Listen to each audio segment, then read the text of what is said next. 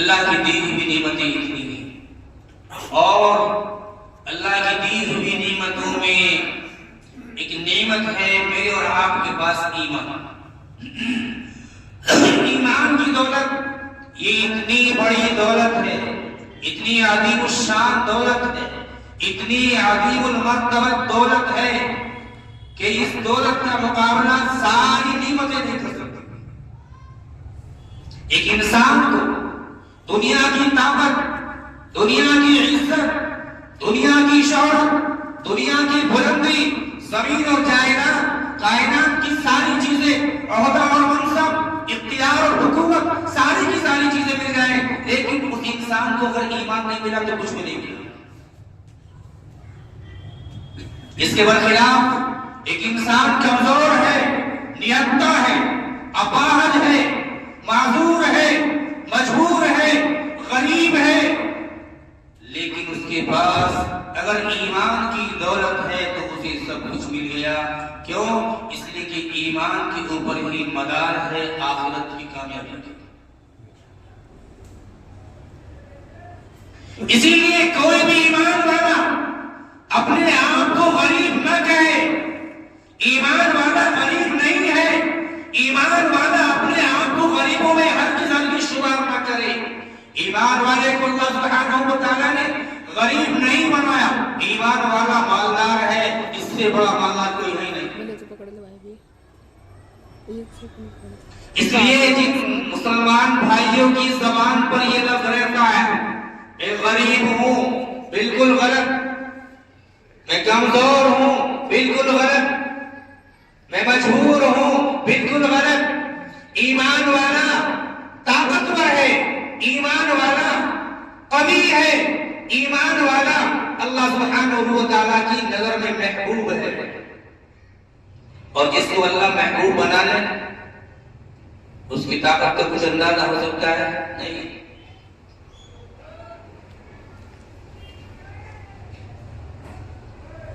اللہ سبحانہ و تعالیٰ جس کو ایمان کی دولت عطا فرماتے وہ بڑا ہی خوش نصیب ہے، بہت خوش نصیب ہے، اس سے زیادہ خوش نصیب کوئی نہیں۔ اللہ کے رسول صلی اللہ علیہ وسلم نے فرمایا کہ جب تک روئے زمین پر اللہ اللہ کہنے والا باقی رہے گا، اللہ سبحانہ و تعالیٰ اس دنیا کے نظام کو برابر اسی طرح چلاتے رہیں گے۔ ہوا اپنے وقت پر چلتی رہے گی، بارش وقت پر ہوتی رہے گی، سورج وقت پر نکلتا ڈوبتا رہے گا، دن اور رات اسی طرح چلتے پھرتے رہیں گے، لیکن میرے محترم حضور شفیع دوستو، اللہ کے نظام کے اندر ذرا بھی کوئی تبدیلی نہیں ہے۔ آسمان اور زمین اسی طرح قائم و قائم رہیں گے۔ کب؟ جب تک روئے زمین پر اللہ اللہ کہنے والا باقی ہے، یعنی ایمان والا جب تک باقی ہے تو اللہ سبحانہ و تعالیٰ اس دنیا کو فنا نہیں کریں گے، اللہ اس دنیا کو، اس دنیا کے نظام کو اسی طرح چلاتے رہیں گے۔ تو یہ ایمان والا قیمتی ہے، مالدار ہے یا غریب ہے؟ بھائی مالدار ہے۔ پوری دنیا کا نظام صرف ایمان والے کے وجود کی بنیاد پر چل رہا ہے، مگر کاش اس ایمان والے کو اپنی قیمت کا احساس ہو جائے، اس ایمان والے کو اپنی قیمت کا احساس ہو جائے، اور اس کے دامن کے اندر جو دولت ہے یہ ایمان والا اس دولت کا صحیح استعمال کرنا شروع کر دے۔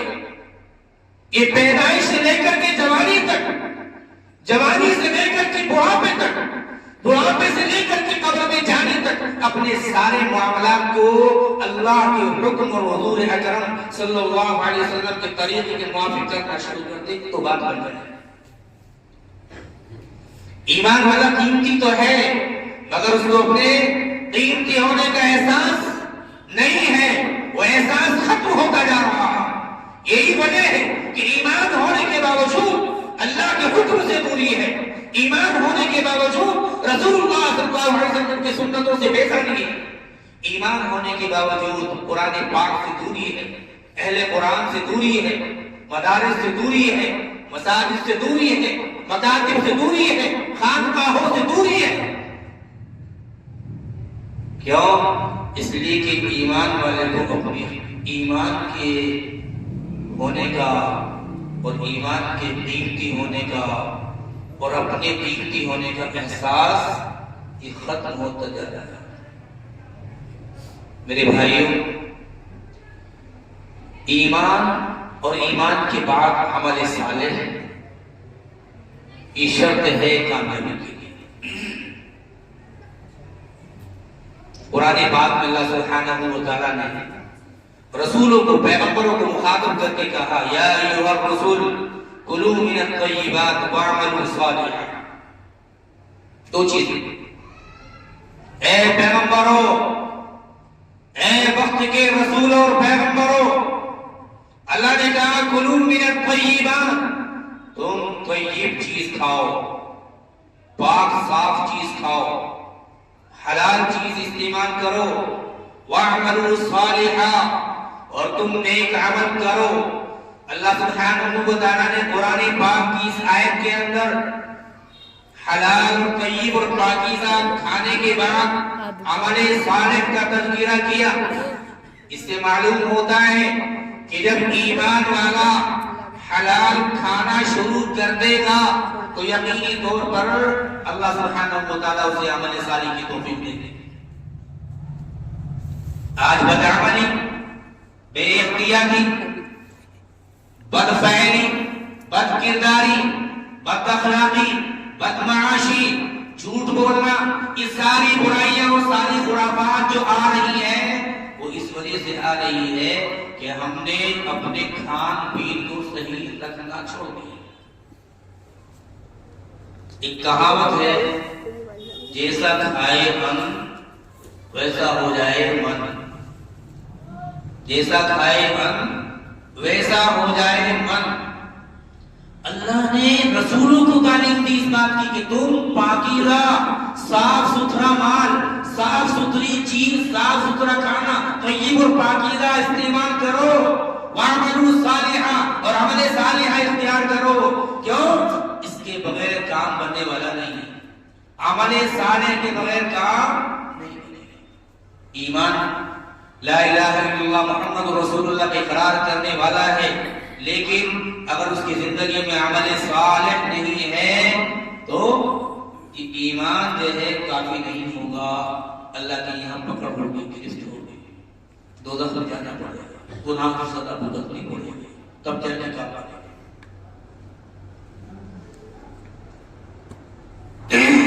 مدرسوں میں، مسجدوں میں، خانقاہوں میں، مرکز میں، تبلیغ میں، تحریر میں، تقریر میں، تصنیف میں، تعلیم میں، ان سب چیزوں میں کام کرنے کا نام صرف دین نہیں ہے. صرف ان میں منہمک رہنے کا کام دین نہیں ہے، بلکہ دین یہ بھی ہے کہ تم عمدہ مال، پاکیزہ مال، حلال مال کماؤ، کھاؤ، کھلاؤ. اور یہ وہ چیز ہے کہ اللہ رب العزت نے ایمان والے کو نماز کا حکم دیا، کافر اور مشرک کو حکم نہیں دیا. اللہ سبحانہ و تعالیٰ نے ایمان والوں کو زکات کے ادا کرنے کا حکم دیا، تہجد نماز پڑھنے کا حکم دیا، مالدار کو حج کرنے کا حکم دیا، عمرہ کرنے کا حکم دیا، صدقات اور خیرات کے کرنے کا حکم دیا. مشرک کو نہیں دیا، کافر کو نہیں دیا، یہودی نصرانی کو نہیں دیا. مگر حلال مال کمانا اور حلال مال کھانا یہ وہ چیز ہے کہ اس کا حکم اللہ سبحانہ و تعالیٰ نے جس طرح ایمان والے کو دیا ہے اس طرح غیر ایمان والے کو دیا ہے. جس طرح ایک کافر مشرک کو حکم دیا ہے اسی طرح یہودی اور نصرانی کو بھی حکم دیا ہے، مشرک کو بھی حکم دیا ہے. اللہ نے اپنے دشمنوں کو بھی حکم دیا ہے کہ تم حلال مال استعمال کرو، حلال کماؤ، حلال کھاؤ. قرآن کہہ رہا ہے یا ایھا الناس، اے لوگو. اس میں نمازی نہیں، زکات دینے والے نہیں، مالداروں کا تذکرہ نہیں، غریبوں کا تذکرہ نہیں، نہ عورتوں کے بارے میں ذکر ہے، نہ مردوں کے بارے میں ذکر ہے، نہ عرب کا ذکر ہے، نہ عجم کا ذکر ہے، نہ گانے کا ذکر ہے، نہ دوڑے کا ذکر ہے، نہ بڑے کا چھوٹے کا ذکر ہے۔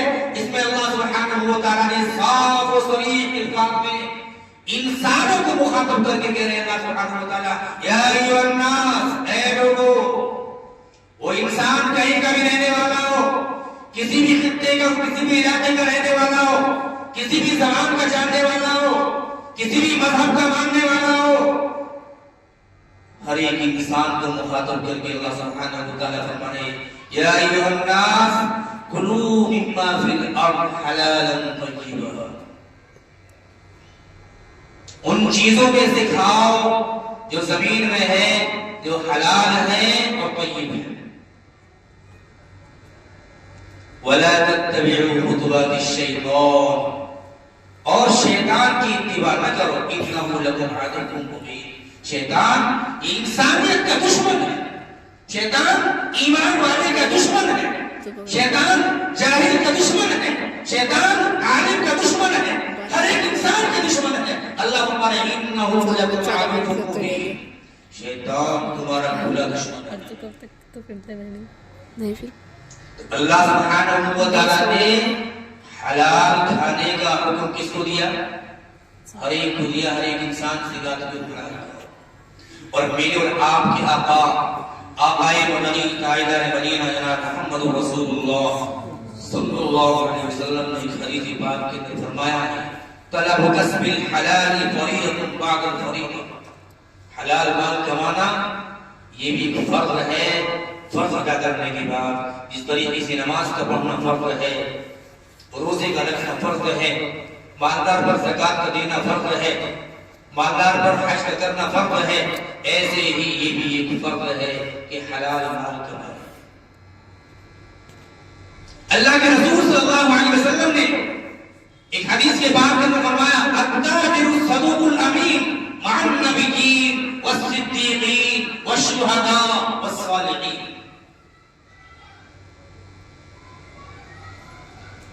تاجر کیسا تاجر؟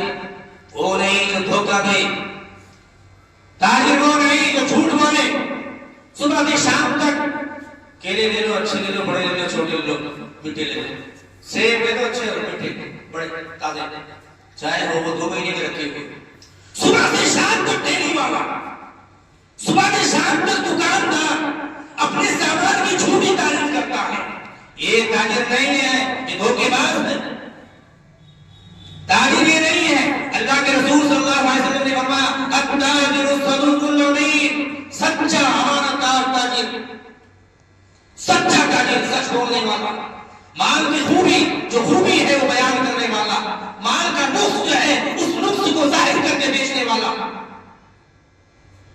وہ سچا ہے، امانت دار بھی ہے۔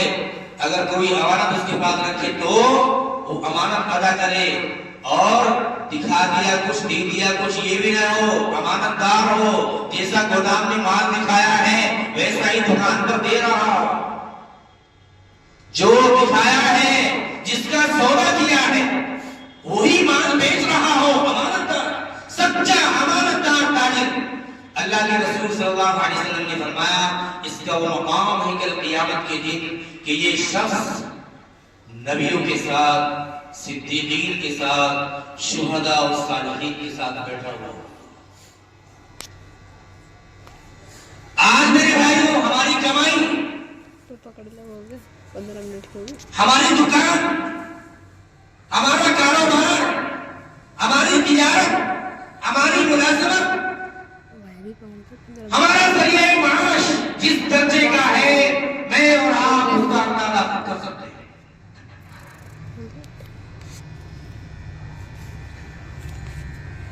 سچائی کے ساتھ، امانت داری کے ساتھ اگر تجارت کریں گے تو اللہ نے کتنا اونچا مقام دیا ہے، نبیوں کے ساتھ، شہیدوں کے ساتھ، صلحاء اللہ کے نیک بندوں کے ساتھ، ولیوں کے ساتھ، نبیوں کے ساتھ، اللہ اکبر، اتنا اونچا مقام اللہ سبحانہ و تعالی نے شخص نے کیا ہے۔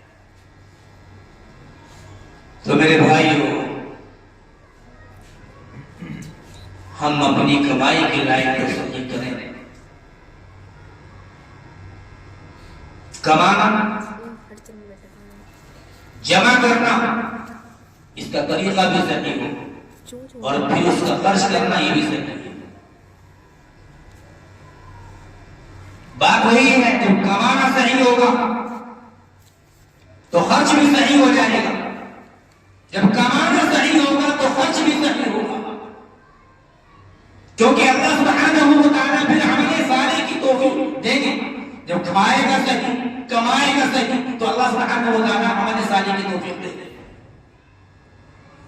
اس لیے سب سے پہلی ذمہ داری ایمان والے کی یہ ہے کہ وہ اپنا اقتصادی نظام مضبوط کرے اور اپنے ذریعے معاش کے اندر جو خامیاں ہیں، جو کوتاہیاں ہیں، ان کو دور کرنے کی کوشش کرے.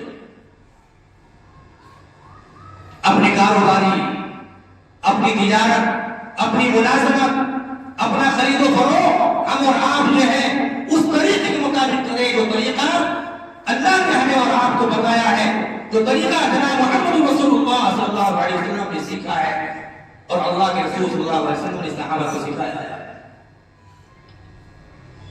وہ طریقے اختیار کریں جس طریقے پر عمل کرنے والوں کی پیارے نبی جناب محمد رسول اللہ صلی اللہ علیہ وسلم نے تعریف بیان کی. ایک صحابی نے اللہ کے رسول صلی اللہ علیہ وسلم سے مسافر کی. اللہ کے رسول صلی اللہ علیہ وسلم نے مسافر کر لیا. جب مسافر کیا تو ہاتھوں میں نشان پڑ گئے. اللہ کے رسول صلی اللہ علیہ وسلم نے پوچھا، ارشاد فرمایا کہ یہ نشانات کیسے ہیں؟ یہ نشانات کیسے ہیں؟ ان صحابی نے کہا، یا رسول اللہ میں نال بندی کا کام کرتا ہوں، کام سخت ہے. جب وہ کام کرتا ہوں تو اس کام کی وجہ سے میرے ہاتھوں کے اندر نشانات پڑ گئے. اللہ کے رسول صلی اللہ علیہ وسلم نے ان صحابی کو بشارت سنائی، یہی وہ ہاتھ ہیں جو جہنم کی آگ سے محفوظ رہیں گے. میرے بھائیوں ہم اور آپ جو ہے اپنے ذریعے معاش کو صحیح کرنے کی کوشش کریں. یہ بہت اہم چیز ہے. جب ہمارا کھان پین، ہمارا کام، ہمارا پیسہ کمانا جب صحیح ہوگا اور وہ صحیح پیسہ جب ہمارے گھر کے اندر آئے گا تو وہ رحمتوں کو، برکتوں کو لے کر کے آئے گا. وہ پریشانیوں کو بھگائے گا، وہ بیماریوں کو دور کرنے والا ہوگا، وہ تمہیں مسجد سے قریب کرنے والا ہوگا، وہ تمہیں گناہوں کے کاموں سے دور رکھنے والا ہوگا. جب پیسہ گھر میں صحیح آئے گا تو تمہیں گناہوں سے نفرت ہوگی. ہاتھ تمہارے گناہوں سے نفرت کریں گے، دماغ تمہارا گناہوں سے نفرت کرے گا، زبان تمہاری گناہوں سے نفرت کرے گی، پاؤں تمہارے گناہوں سے نفرت کریں گے. میرے بھائیوں سارا نظام درست ہوتا چلا جائے گا. کیوں؟ اس لیے کہ تم نے حلال، پاکیزہ، عمدہ اور طیب مال کو اپنے پیٹ کے اندر بچایا. حجاج بن یوسف ظالم بادشاہ گزرا ہے. حجاج بن یوسف ظالم بادشاہ گزرا ہے. اس کی ہلاکت کے لیے علماء کرام کو اور اس وقت کے اللہ والوں کو جمع کیا، مگر حجاج بن یوسف نے ان بزرگوں کی اور ان اللہ والوں کی دعوت کر دی. ان کی دعوت کر دی اور دعوت کرنے کے بعد کہنے لگا کہ اب میرا کوئی کچھ نہیں بگاڑ سکتا، اب میرا کوئی کچھ نہیں بگاڑ سکتا. کہنے لگے کیوں؟ کہ میں نے سنا ہے جب انسان کے پیٹ میں حرام لقمہ پہنچ جاتا ہے تو اس کی دعا آسمان کو پار نہیں کرتی، اس کی دعا عرش تک نہیں پہنچتی. وہ ہاتھ اٹھاتا ہے. اللہ کے رسول صلی اللہ علیہ وسلم نے فرمایا ایمان والا ہاتھ اٹھا کر کے دعا مانگتا ہے، آہوازاری کرتا ہے اور اللہ اللہ کرتا ہے، لیکن اس کا کھانا حرام، اس کا چلنا حرام، اس کا پینا حرام، اس کا لباس حرام، اس کا دیکھنا حرام، اس کی سوچ حرام، اس کی ذہنیت حرام، اس کے ذریعے معاش حرام. اللہ کے رسول صلی اللہ علیہ وسلم فرماتے ہیں کہاں سے دعا قبول ہوگی؟ دعا کہاں سے قبول ہوگی؟ حجاج بن یوسف نے یہی کیا کہ پہلے ایک حرام لقمہ ان کی پیٹ میں پہنچا دیا جائے، پھر یہ دعا مانگی، دعا قبول نہیں۔ تو میرے بھائیوں، ہمیں اور آپ کو بڑی ذمہ داری کے ساتھ اپنے آپ کو حرام سے بچانا ہے۔ اپنے بچوں پر، اپنے ماتحتوں پر، اپنے اماموں پر، اپنے مدرسین پر، اپنی بیوی پر آپ کو حلال پاکیزہ طیب مال خرچ کرنا ہے، اور اس کے بعد پھر آپ دیکھیں ہماری زندگی کے اندر انقلاب کیسے آئے۔ اگر ہم چاہتے ہیں ہماری زندگی کا رخ بدلے، اگر ہم چاہتے ہیں ہماری زندگی کی کایا پلٹے، اگر ہم چاہتے ہیں کہ ہماری زندگی کا رخ بدل جائے اور ہم اللہ کے حکموں کے مطابق رسول اللہ صلی اللہ علیہ وسلم کے طریقوں کے موافق زندگی گزارنے والے بن جائے، تو ہمیں سب سے پہلے مرحلے میں کیا کرنا ہوگا؟ اپنا ذریعہ معاش صحیح اختیار کرنا ہوگا۔ دھوکے سے، جھوٹ سے، دھوکے دھڑی سے، خیانت سے، ان سب چیزوں سے اپنے آپ کو بچانا ہوگا، اور حلال مال اکٹھا کر کے اپنے بیوی بچوں اور اپنے ذات کے اوپر خرچ کریں۔ انشاءاللہ اس کا فیض اور اس کا فائدہ ہم اور آپ جب دیکھیں گے تو خود محسوس کریں گے کہ ہماری زندگی کے اندر کیسا انقلاب آ گیا۔ آخر کوئی تو بات ہے، خواجہ قطب الدین بختیار کاکی رحمۃ اللہ علیہ، خواجہ قطب الدین بختیار کاکی رحمۃ اللہ علیہ جب پڑھنے کے لیے مکتب میں گئے، مکتب کے معلم اور استاد نے اعوذ باللہ من الشیطان الرجیم پڑھایا، تو آپ نے اعوذ باللہ من الشیطان الرجیم بسم اللہ الرحمن الرحیم پڑھ کر کے 15 پارے پڑھ دیے۔ کتنے پارے پڑھ دیے؟ 15 پارے پڑھ دیے۔ استاد کہنے لگے بھئی آگے اور پڑھو، آگے اور پڑھو۔ کہنے لگے نہیں بس جب میں اپنی والدہ کے پیٹ میں تھا تو میری والدہ نے 15 ہی پارے پڑھ رکھے تھے، وہ ان کی تلاوت کرتی تھی، مجھے بھی یاد ہو گئی، اس سے آگے مجھے یاد نہیں۔ یہ ہے ماں کی تربیت کا اثر، لیکن وہ ماں بھی تو ماں ہو، ٹیم نہ ہو، وہ ماں ماری ہو، ٹیم نہ ہو۔ آج کی ماں ماں نہیں ہے بلکہ ڈیڈ ہے، وہ اپنے اولاد کی صحیح تربیت نہیں کرتی، ان کی دیکھ بھال نہیں رکھتی، ان کی کمیوں کو، خامیوں کو اپنے خاطر سے چھپاتی ہے۔ نتیجہ یہ نکلتا ہے جب تک وہ بچہ رہتا ہے چھپاتی رہتی ہے، جب وہ بڑا ہوتا ہے تو وہ بچہ نہیں بلکہ وہ اپنے وقت کا بدمعاش بن جاتا ہے۔ ماں نے اپنے بزرگوں کی تربیت نہیں کی، اور اس نے تربیت اس لیے نہیں کی کہ اس کو صحیح کھانے کو نہیں ملا، صحیح لقمہ اس کے پیٹ میں نہیں پہنچا، اس لیے صحیح کاموں کی طرف اس کا قدم نہیں اٹھا، اس کا ذہن نہیں بنا، اس کا مزاج نہیں بنا۔ کیوں؟ اس لیے کہ حرام لقمے اسے کھلاتا رہا، جھوٹ باغ کر کے لاتا رہا، دھوکہ دھڑی سے لاتا رہا، خیانت کرتا رہا، جھوٹ بولتا رہا، حرام کماتا رہا، خود کھاتا رہا، بچوں کو کھلاتا رہا، تربیت کیا سے؟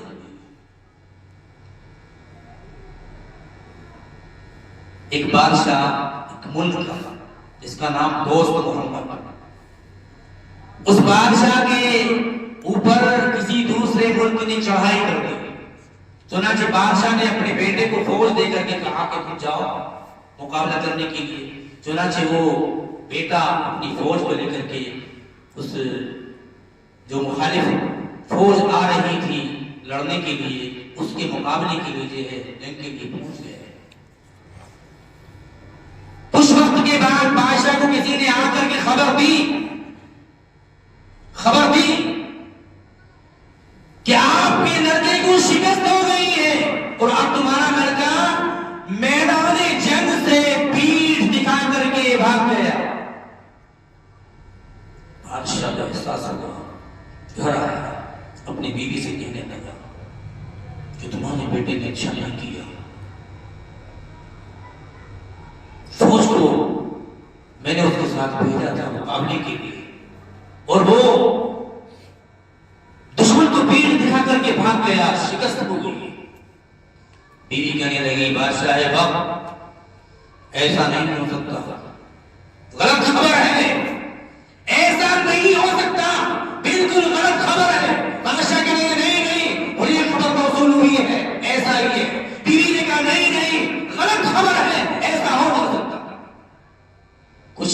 بعد خبر ملی کہ بیٹے کو فتح حاصل ہو گئی ہے.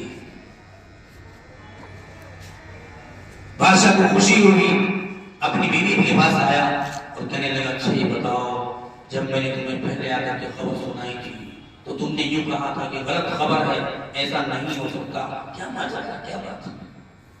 بیوی کہنے لگی بادشاہ وقت مجھے اس بات کا یقین اس لیے تھا کہ میرا بیٹا میدان جنگ سے پیر دکھا کر کے نہیں بھاگ سکتا، اس لیے یقین تھا کہ میں نے کبھی بھی حرام لقمہ نہیں کھایا.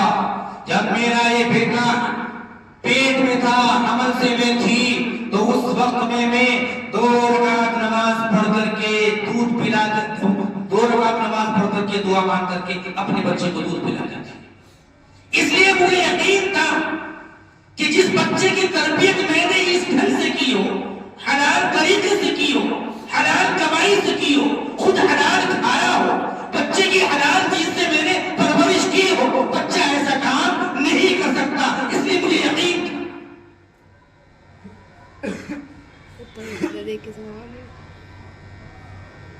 میرے بھائی آج بہت لوگ رونا روتے ہیں کہ ہماری اولاد نافرمان ہے، ہماری اولاد ہماری بات نہیں مانتی. بہت لوگ، پہلی تو ہماری اور آپ کی کمی ہے کہ ہم اپنے گھروں میں ہم نے اپنی بیویوں کو، اپنے گھر والوں کو اتنا آزاد چھوڑ رکھا ہے، اتنی آزادی دے رکھی ہے. شادی میں، بیاہ میں، منگنی میں، رسومات میں سب سے آگے بیوی ہے، سب سے آگے عورت. اپنی رسی، اپنی بات کو ہم نے عورتوں کی سپرد کر رکھی. ہم حاکم نہیں، ہم محکوم بن گئے. قرآن کہہ رہا ہے الرجال قوامون علی النساء بما فضل اللہ بعضهم علی بعض. مرد حاکم ہے عورتوں کے اوپر، مرد حاکم ہے عورتوں کے اوپر. آج زمانہ الٹا ہو گیا، عورتیں حکومت کر رہی ہیں مردوں کے اوپر. ان عورتوں کا ایسا دماغ خراب ہو گیا کہ اپنی عزیز داری میں، رشتہ داری میں کسی جگہ رشتہ داری کا موقع آیا، شادی کا خوشی کا موقع آیا، شوہر سے فرمائش کی بچوں کے لیے کپڑے چاہیے، میرے لیے کپڑا چاہیے، تیرے لیے ہو نہ ہو میرا تو کام چل رہا ہے. تجھے بریانی کھا کے نکلنا ہے پتلی گلی سے، اصل تو میک اپ مجھے دکھانا ہے، کپڑے مجھے دکھانے ہیں، بناؤ سنگار مجھے دکھانا ہے، میرے لیے کپڑے ہونے چاہیے. بچوں کے لیے کیا ہوگا؟ شوہر کا انتظام ہو یا نہ ہو، یہ شوہر بیچارہ مارا مارا پھرے گا، اس سے ادھار نہیں، اس سے ادھار نہیں، وہاں سے کا انتظام، یہاں سے جھوٹ بول وہاں سے سچ بول، یہ انتظام کرے گا اور کر کے انتظام اس نے پورا کر دیا، شادی ہوگی. 1 مہینے کے بعد پھر شادی آ گئی. اب یہ بیوی جو ہے اتنی بے دینی ہے، اتنی بے دینی ہے کہ بار بار عورتیں کیا کہتے ہیں، ارے یہ پچھلی شادی میں تو گئی تھی کپڑے پہن کر، اب نہیں بجانے کے دوسروں لے کے آیا. صحابہ کی زندگی دیکھو، وہ صحابہ وہ اللہ کے رسول صلی اللہ علیہ وسلم کے شیدائی اور ان کے گھر کے اندر مستورات کا حال تھا. ایک جوڑا اور وہ محلے کے اندر گردش کرتا تھا، محلے کے اندر گردش کر رہا جو آج میرے گھر، کل کو ان کے گھر، پرسوں کو ان کے گھر، ترسوں کو ان کے گھر، اسی جوڑے کو پہن کر کے خوشی پوری کر رہے ہیں اور پھر اس جوڑے کو واپس کر رہے ہیں. یہ حال صحابہ اکرام رضوان اللہ تعالی علیہ اجمعین کا تھا. میرے اور آپ کے گھروں کا یہ حال ہے. اللہ ہم سب کی حفاظت فرمائے. یہ کیا کمانا صحیح نہیں تو خرچ بھی صحیح نہیں. جب کمایا صحیح نہیں تو خرچ بھی صحیح نہیں ہوگا. غلط طریقے سے کمایا تو غلط جگہ پر خرچ ہوگا، صحیح کماؤ گے تو صحیح جگہ پر خرچ ہوگا. قرآن کہہ رہا ہے ان المبذرین کانوا اخوان الشیاطین. اسراف اور فضول خرچی کرنے والے، ناجائز خرچ کرنے والے وہ شیطان کے بھائی ہیں، شیطان کے بھائی ہیں. اور جب وہ شیطان کے بھائی ہیں تو ان کا عمل بھی شیطانی ہے، ان کی سوچ بھی شیطانی، ان کی ذہنیت بھی شیطانی ہے، ان کا کردار بھی شیطانی ہوگا، ان کے اخلاق بھی شیطانی ہوگا۔ فضول خرچی کرنا یہ گناہ کبیرہ ہے۔ میرے بھائیوں، آج ہمارے گھروں کے اندر، بعض گھروں کے اندر فضول خرچیاں ہوتی جا رہی ہیں، اور پھر کہتے ہیں کہ پریشان، شادی میں بیاہ میں بہت خرچ، کھانا ضائع، روٹیاں ضائع، چاول ضائع،